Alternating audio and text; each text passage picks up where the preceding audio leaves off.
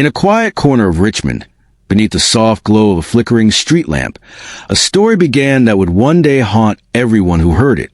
It was the kind of tale whispered at midnight, where love becomes a poison and devotion twists itself into something unrecognizable. It started like every ordinary romance, and then spiraled into a nightmare no one saw coming.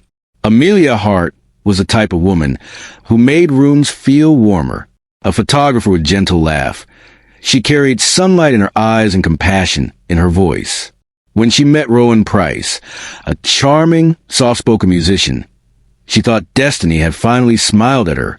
Their chemistry was instant, magnetic, impossible to ignore. He remembered every detail of her life. She remembered how carefully he listened. It felt like the perfect beginning. But perfect beginnings often hide the darkest turns. At first, Rowan's intensity seemed flattering. He wanted to be near her, always. He'd show up with coffee before she even woke up, text her every hour, memorize the songs she hummed in her sleep. Extra attention, she told herself. Nothing more. But slowly, the sweetness started to sour. One night, as they sat on her balcony watching the city lights flicker, Rowan asked, "Do you ever think about how easily someone could steal you from me?"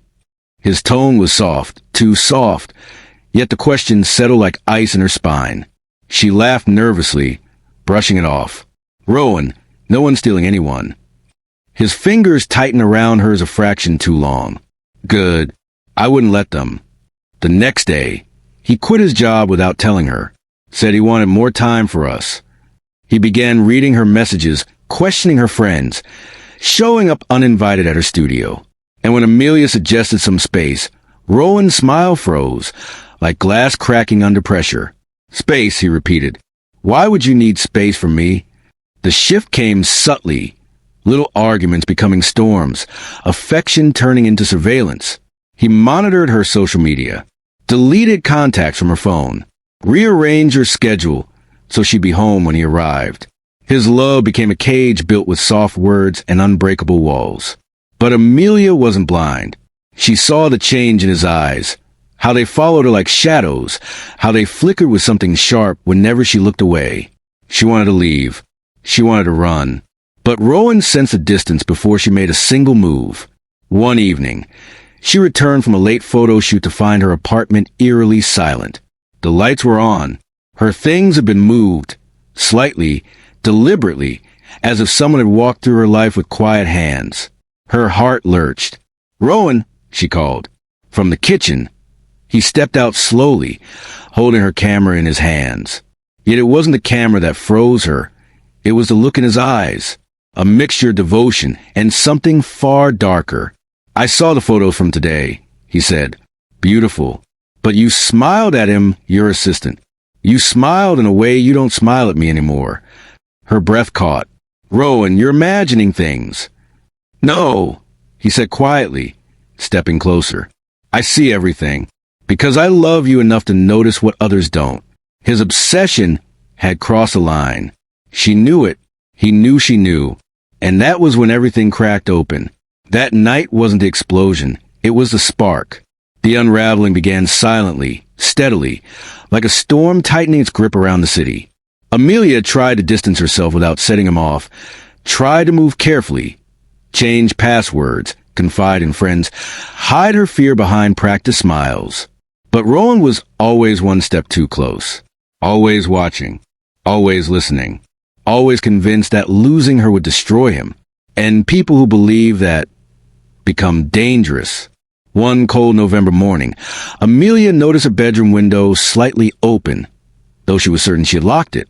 A single red tulip lay on her pillow, a flower she had once mentioned loving, a flower she hadn't bought. Her phone buzzed, a message from an unknown number. "Even when you sleep, I take care of you." She dropped the phone as if it had burned her. The world around her seemed to tilt. She rushed to the door, but the door didn't budge. The lock had been changed. Her pulse roared in her ears. Someone was in the apartment. Someone who believed love meant ownership. The floorboard behind her creaked, slow, deliberate, and she knew, before turning, who she would see standing there in the dim hallway. Rowan's voice slid to the shadows, soft and trembling with possessive certainty. Amelia, we're finally alone now, just like we're meant to be. And the nightmare that had been quietly building finally stepped into the light. Amelia froze, every breath lodged somewhere between her lungs, and the rising panic clawing at her throat. Rowan stood just a few steps away, his silhouette outlined by the faint hallway light.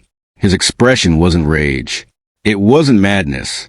It was worse, calm, convinced, resolved. Rowan, you can't just come in here, she whispered, forcing her voice not to break. You can't lock me inside my own home. He stepped forward quietly, the way someone approaches a frightened animal. They don't want to scare it into running. Amelia, you're safe. That's all that matters. You've been so overwhelmed lately, so confused by the people around you. They get into your head. I'm stopping the noise. Her heart hammered. This isn't safety. This is control. This is love, he corrected. Pure, real love. The kind that doesn't let go just because someone gets scared. She instinctively backed up, keeping her eyes locked on him, searching for any slip in his composure. But he looked frighteningly collected, as if he had rehearsed this moment for weeks. And he probably had. He lifted her camera, running his fingers over the lens. I watched you through this today, he murmured. I saw how the world looks at you. They don't appreciate you. They want to use you. You shine too brightly, and people like them, they dim you. Her voice shook. No one has dimmed me except you. The words hit him like a crack across the face, silent, invisible, but strong enough to fracture something in his expression. His shoulders tensed. A shadow flickered across his eyes. You don't mean that, he whispered. You're just scared. You're tired. You've let them poison you against me. Amelia inched sideways, toward the small table where she had left her phone. If she could reach it, even for a second, but Rowan's gaze followed her movement instantly. That tiny shift of her weight was enough. Don't, he said softly. Her breath hitched. He walked toward her, slowly, carefully. Each step narrowed the distance. Each step reminded her how trapped she was. You changed your passwords, he continued, voice dangerously gentle. You stopped sharing your location. You lied about where you were going last night. His jaw clenched, and the words came out low, trembling. Do you know what that does to someone who loves you the way I do? It rips holes through them. Rowan, listen to yourself, she pleaded. People who love each other don't need to control one another. They trust. They give space. You're smothering me. You're scaring me. That last sentence landed like a dagger. I'm scaring you? His voice cracked, barely audible. After everything I've done, after all the ways I protected you. Protect. Always that word. He thought he was saving her from a world that had never harmed her.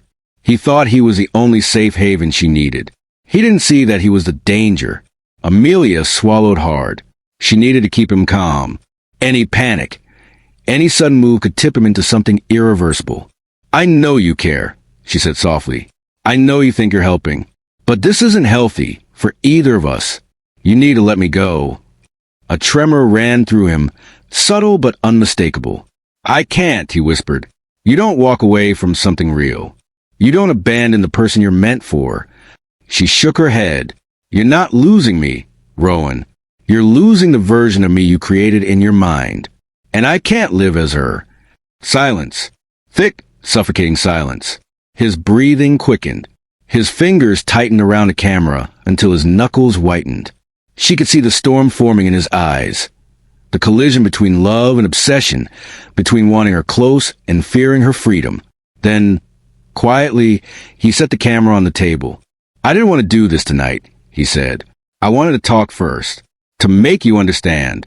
But you're too afraid right now. You won't hear me until the world stops distracting you. A tremble spread through Amelia's body. Rowan, what are you planning? He didn't answer. Instead, he reached into his jacket pocket. Her pulse thundered. For a split second, she imagined the worst. But when he pulled out the object, her fear twisted into a different shape.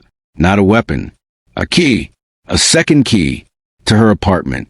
I made my own, he said gently. Now no one can keep me away. Not locks. Not passwords. Not distance. Amelia's vision blurred. Rowan, this is wrong. You know it's wrong. Sometimes love crosses lines, he murmured. Sometimes it has to. He moved closer again, slowly, leaving her nowhere to go except backward, toward the corner of the room.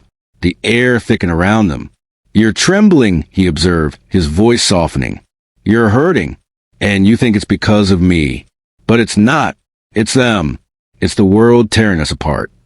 She lifted her chin, trying to steady her voice. You're not listening. I want you to leave. Right now. The command hung in a room like a fragile piece of glass. Rowan approached until he was just inches away, his breath unsteady, his pupils blown wide with emotion that no longer resembled anything human. No, he whispered. Not tonight. Tonight, I'm staying with you. Her body tensed. She could feel the terror rising like fire in her veins. She needed to escape. She needed to think. Rowan lifted his hand to her face, brushing a strand of hair behind her ear, a gesture that once felt tender but now felt like a claim. You don't have to pretend anymore, he murmured. You don't have to run. I've locked the doors. I've made sure we're alone. No interruptions. No distractions. Her heartbeat pounded so hard she thought he might hear it. You and me, he whispered, the way we should have been all along. But in that moment, as his hand lingered near her cheek, she saw something. A tiny gap between him and the hallway. A narrow path. A small, desperate chance. She inhaled slowly, disguising her panic with trembling calm. And then, Amelia moved. Amelia's body surged into motion before fear could snatch the impulse back. She slipped past Rowan in a flash, her shoulder grazing his arm. He reacted a second too late, spinning toward her with stunned, betrayed shock in his eyes. She darted into the hallway, barefoot, heartbeat roaring in her ears like a hurricane. Behind her, Rowan's voice exploded, raw, trembling, breaking apart. Amelia, stop. She didn't stop. Couldn't stop. If she stopped, she knew she would never see daylight again. Her fingers scrambled at the new lock he had installed, the unfamiliar metal cold under her hands. Her breath shook. She twisted, pulled, shoved. Nothing. It wouldn't budge. A choked sob ripped from her throat as Rowan's footsteps approached, slow and deliberate, the way someone closes in on a fragile treasure they're terrified to break. Please, she whispered to the door, to God, to herself. Please, open.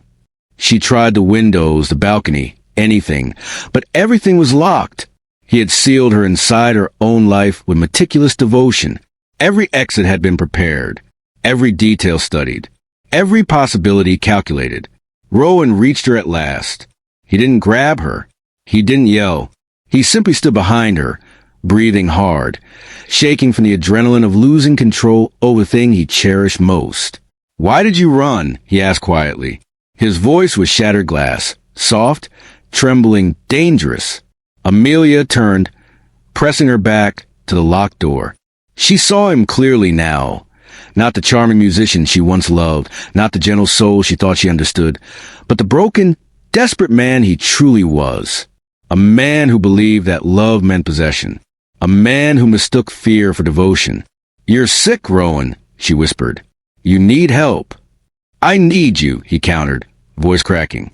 Everything else can fall apart, just not you. You don't love me, she said firmly, though tears streamed down her cheeks. You love the control. You love the version of me you created. But the real me is terrified. I can't breathe around you. Rowan's jaw trembled. I didn't want to hurt you. But you are hurting me, she said. Every second. Something inside him broke audibly, though nothing made a sound. His expression collapsed, the delusions behind his eyes flickering like fragile flames in a storm. I did everything right, he whispered. I watched over you. I protected you. I loved you more than anyone ever will. Love doesn't trap, she said softly. Love doesn't isolate. Love doesn't lock doors and steal freedom. He sank to his knees in front of her, hands trembling as they reached toward her but didn't touch. I can't lose you, he whispered. I won't survive it. Amelia swallowed hard. If you really love me, then let me go. The air around them held its breath. For a moment, it felt like the world tilted and hesitated, waiting to see which way Rowan's unraveling heart would fall. And then, a pounding sound shattered the tension. "Police! Open the door!" Amelia's knees nearly gave out. She hadn't called them, but her assistant had noticed her panic text earlier, the one she sent before Rowan entered the apartment. He had sensed something was wrong. He had acted. That small instinct, that single message sent in fear, had saved her. Rowan's head whipped toward the door. The calmness evaporated. His expression twisted into disbelief, then fury, then something wild and wounded. "No," he breathed. "No, they can't take you. They can't take us." He lunged toward the door, scrambling to find the key he had made, trying desperately to undo the world collapsing around him. But Amelia saw the chance, the only chance she would get. As Rowan reached the lock, she grabbed her camera from the table, lifted it with trembling hands, and swung it with every ounce of strength terror had sharpened inside her. The camera struck his shoulder and sent him off balance. He crumpled to the floor, stunned, gasping from the shock rather than pain. She didn't wait for him to recover. She shoved him aside, reaching for the door at the same moment police forced it open. The officers pushed inside, weapons drawn, barking commands. Rowan's eyes widened, not in fear of them, but in devastation at her escape, at the reality he had tried so desperately to deny. "Amelia, please," he whispered, reaching out helplessly as officers pinned him to the ground. But she stepped backward, away from him, away from the life that had almost ended tonight. Her hands shook violently. One of the officers draped a blanket over her shoulders and guided her outside, down the stairs, out into the cold night air that tasted like freedom and grief, and relief so overwhelming she nearly collapsed. Sirens painted the street in blue and red. Neighbors peeked from windows. The world outside her apartment still existed. Something she wasn't sure moments ago.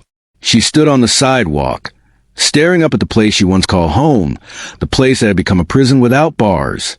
Her breath steadied slowly, painfully. As Rowan was let out in handcuffs, he turned his head toward her. His expression wasn't anger. It wasn't hatred. It was something infinitely more chilling. It was heartbreak. "You were supposed to be mine," he whispered as they placed him in the cruiser. "You promised forever." Amelia flinched, not because of his words, but because a part of her still remembered when those words had once sounded beautiful. The car door slammed. The sirens faded. The night grew quiet. And Amelia stood alone at last, bruised, shaken, but free. She walked away from the building. Each step a slow reclaiming of her own life, her own voice, her own freedom. She didn't look back. Not once. Because looking back meant giving power to the nightmare. And she was done being afraid.